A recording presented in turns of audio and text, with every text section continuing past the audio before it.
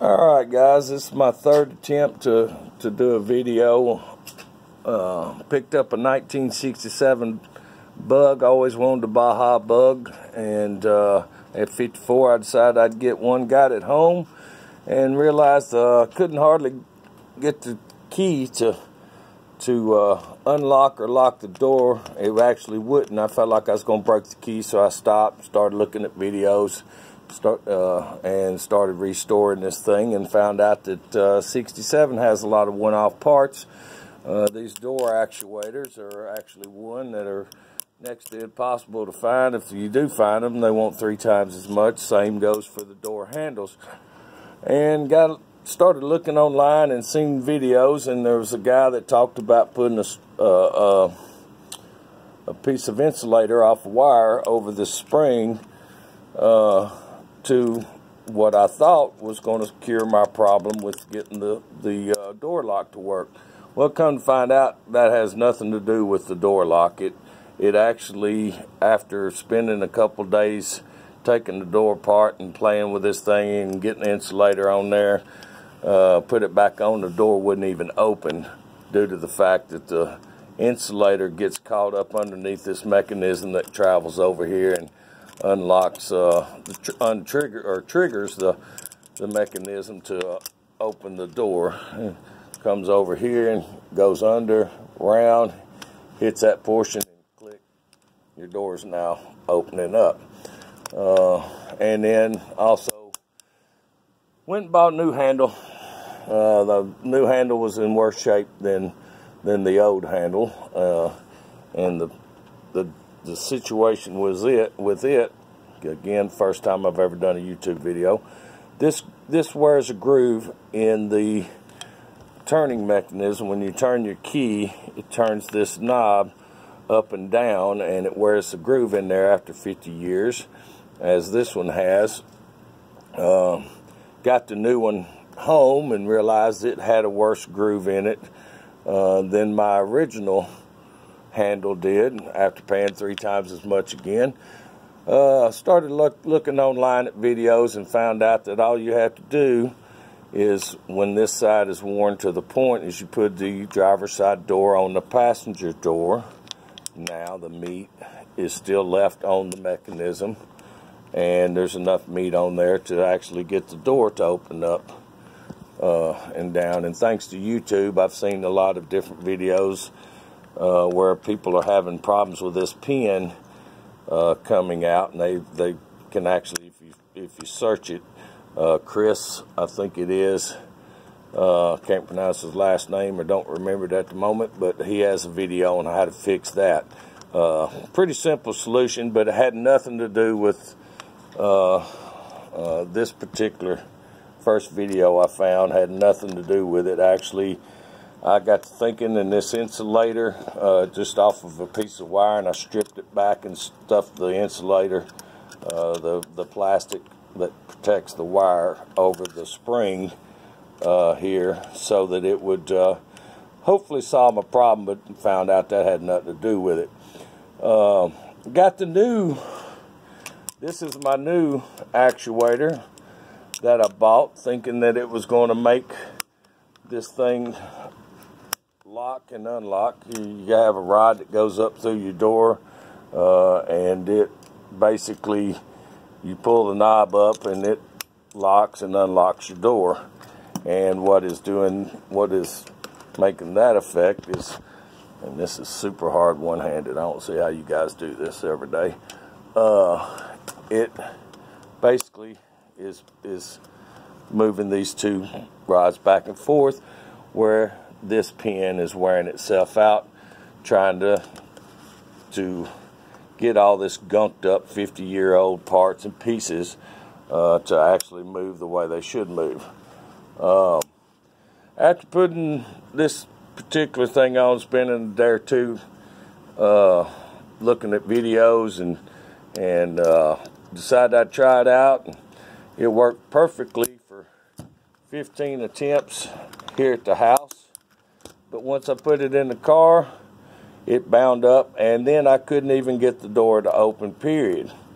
What he's done here was part of his solution on, I don't know why he thought it was going to help the key, because it does nothing with moving these back and forth as that knob would do in order to move it back and forth to unlock and lock your door with a key.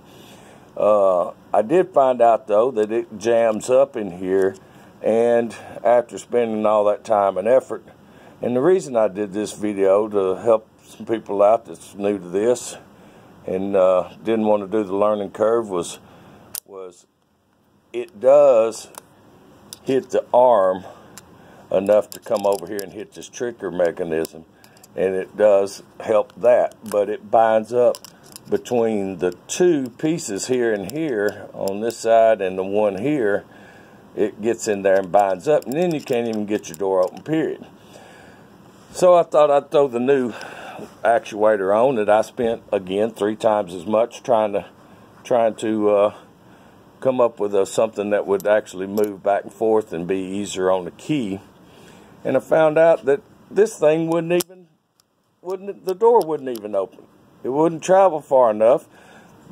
Between this wearing out over 50 years and a couple other little pieces in here wearing out over 50 years, it couldn't travel up enough to actually make the door trigger half the time to open.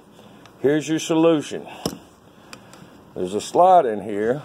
Rather than putting the wire insulator on there or going through any of that trouble, all you got to do is slot this hole out here so that when the door comes up, it actually doesn't hit metal anymore. It goes far enough to actually actuate the mechanism. And I'll give you an example. What was happening on this thing I spent 3 times as much on was it would go up to about this point right here and it would stop. And all you needed was another millimeter and click, there it goes. So I dremeled and took a small file and I just filed out the top half of that so that it could travel up. Now I didn't have to try to worry about bending this stuff, trying to make anything else work, stuffing rubber in there to make that actually hit the trigger quicker. All it took was just slotting the top portion out. So, recap. I would not even worry about trying to put a piece of insulation over there. It's going to wear out in 6 months if it works at all or doesn't jam it up after you spent 2 days tinkering with it, and put it on, find out your door won't open because it's jammed itself up in there. Just slot the portion where it comes up into there. Just give it just enough. I kind of nicked it there, but it's still enough meat on the bone to still work. And wanted to give you some examples of looks like they must have had a Mexican version, or the one I had was a Kemper. And the way you tell the difference when you're buying these things, if you can even possibly find one in a junkyard, is the 15 is your last number of this sequence. Mine is a Kemper. Last number is a 15 for the driver's side, which is the side you're going to use the most anyway. And for whatever reason, the new one that I spent 3 times as much for, it is, let's see if I can get that to read, Bombardio. Somebody might be able to help me pronounce that. And in the sequence of numbers, instead of it being the last number being a 15, it is a 16. And it's both say D. I thought that was for driver's side, but it doesn't matter. 16 is the passenger side, 15 is the driver's side.